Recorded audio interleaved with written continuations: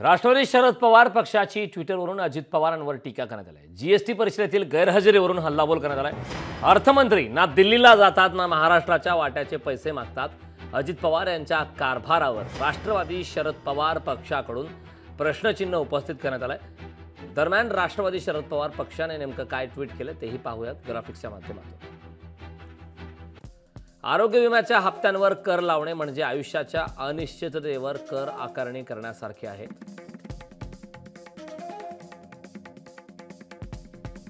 त्यावरील 18% जीएसटी मागे घ्यावा या स्वपक्षीय ज्येष्ठ नेते नितीन गडकरींच्या मागणीला अर्थमंत्र्यांनी केराची टोपली दाखवली।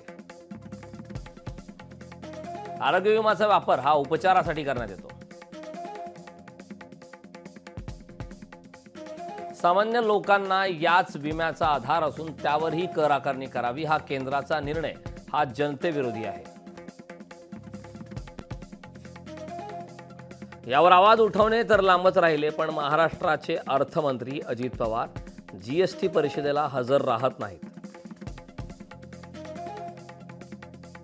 आणि केंद्राकडून थकीत असणारा हजारो कोटी जीएसटी परतावा महाराष्ट्राला मिळावा याची मागणीही करत नाही। लोकशाही मराठी ऐका, पहा, जागरूक रहा।